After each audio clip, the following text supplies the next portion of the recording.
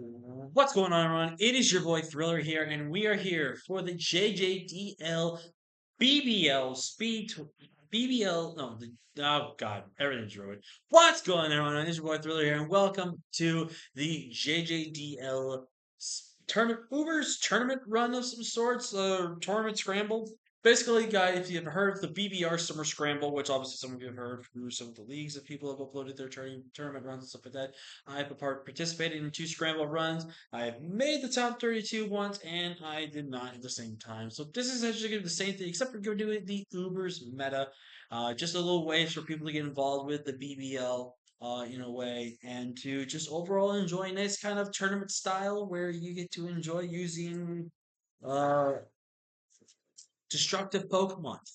So basically, the rules of this league is kind of almost the same rules as BBL. You'll have 26 Terra points, or 25, I think is what it was, 25 or 26, and you can have open Terra with certain or the high tiers to be allowed to Terra. Obviously, with some high tiers being banned, you can get up at most to 2 to 3 captains. I think two at the very most. I think or three. It depends. You can get between Uber tiers. There is a platinum tier, a gold tier, a silver tier, and a bronze. If you get a platinum tier of Uber, that is the only Uber you're allowed to use. If you get a gold Uber, you can get a bronze Uber. If you get a silver Uber, you can get a choice between getting a second Uber, silver, or getting a bronze. And same thing with bronze. Bronze, you can get another silver or another bronze. So a lot of things are only 115 points, and the Terra attacks for these Pokemon did count to our total point usage. So something like Ogerpon, which is like a 13-point Pokemon, costs 21 points because of Terra. Just to give you guys an example. So really looking forward to this. We had several drafting pools of 13. We had 4 divisions. I'm in the Chin Pao division, the best division, of course. And unfortunately for me, I got pick number 6. So your boy didn't really get a lot of cool stuff. There were like 1 or 2 Ubers I really, really wanted, but did not get because I was sniped. And one was literally right before me, which is sad. But I know I sniped quite a bit of people on some Ubers as well. So let's talk about it. My first pick was Magirna, and we're gonna do a fun theme with the nicknames this season. We're gonna name it after the coaches that are competing in the BBL this season. We got first off my goat Nexus, and we named him Magirna because this was his Uber, his first pick. And Magirna, I was really because like the thing with me guys is I was debating not even taking an Uber.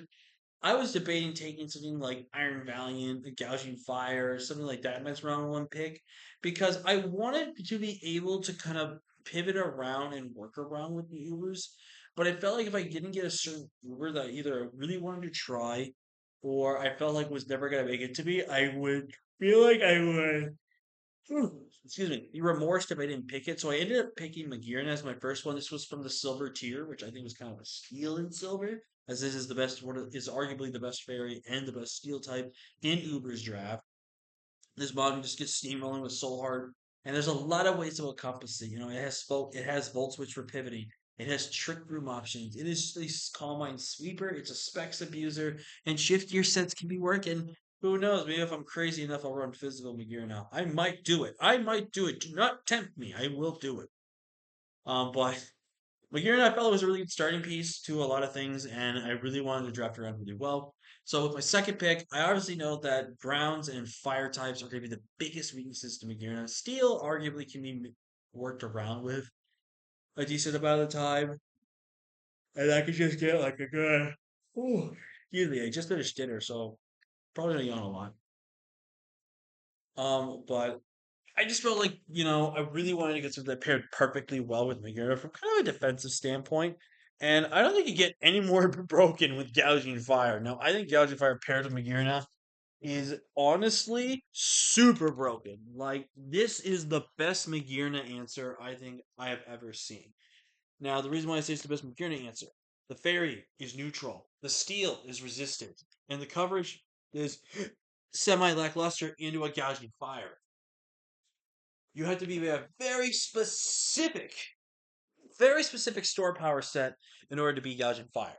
So I personally felt like this was a great pickup for me here in the second round, and I really just wanted to use it. It's been so long since I've used this thing, honestly, and I really wanted to use it.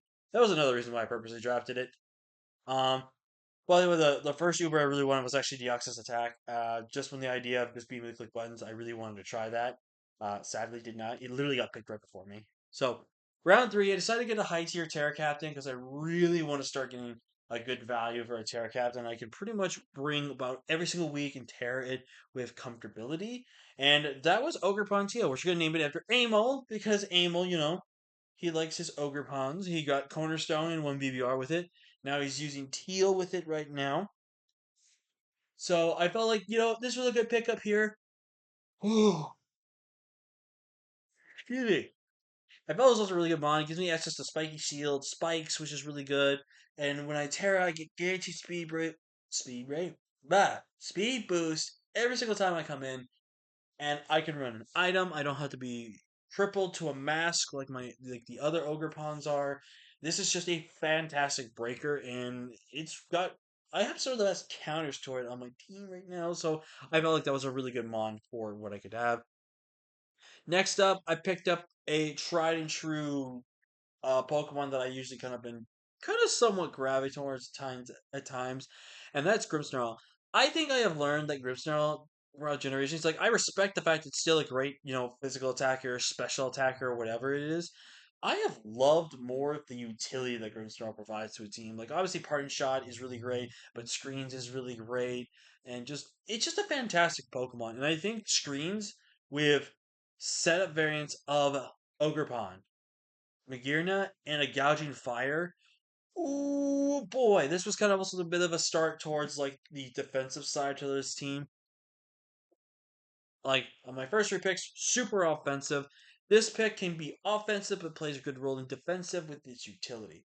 So I felt like that was really good. And also, getting secondary fairy is a little bit concerning, but I did think I patched up a little bit of the steel weakness a bit that I had with these next couple of picks. Because first off, we get our water type. Oh, excuse me, guys.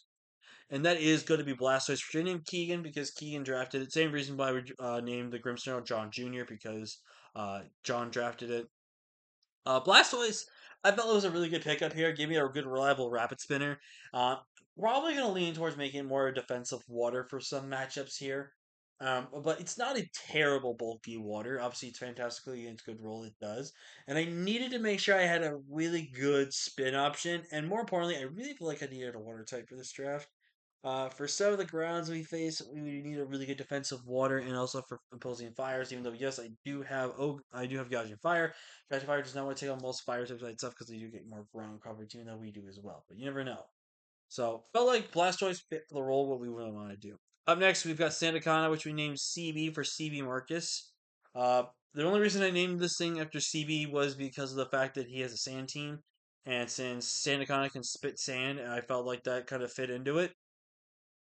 I guess. But Sandaconda, I really need a ground type. It was between this, Golurk, and uh Rhydon. And I think in hindsight I should have went with Golurk. Golurk's a more better breaker for a team than Sandaconda is, and obviously No Guard is also really, really good. But I think in terms of what I needed for my team, I feel like Sandaconda fit the build better. It gave me a little bit more speed out of the three options. And it gives me a good stealth rocker, it gives me shed skid, so it gives me a semi status absorber, which is really good. Excuse me. And I just felt like, you know what? It it should be interesting. I don't know. We'll see. Up next, we got my man Ant, aka It's Whatever, the Ariados. I felt like I wanted to name this after Ant because I think it's just funny that Ant's name is based off of a small bug insect, but we named it after another insect that's a spider. I felt like that was really funny. But you know what? This is also my second Terra Captain. Probably never ever using Centera Captain unless I want a meme for a game that I don't make playoffs in. For top 32, I should say. But I felt like grabbing this was really good because it's going to force the removal options to be broad. If they don't bring them and they don't respect those, they will lose most weeks towards it. So definitely something I really was wanting to do against my opponent's team to really force you to probably bring at least one or two boots mons, even though you're going to bring a rapid spinner. So I think the value that Ariaso adds, for, especially for 2 points, which I think was a good bargain support for this. I think it was also, it also gave me a grounded poison type which was really needed for this team at the current moment. So there was that. And with my last pick and the second Uber, I decided to make my Uber my second Uber my last pick and just kind of go with it. I actually had kind of decided on this around round two ish.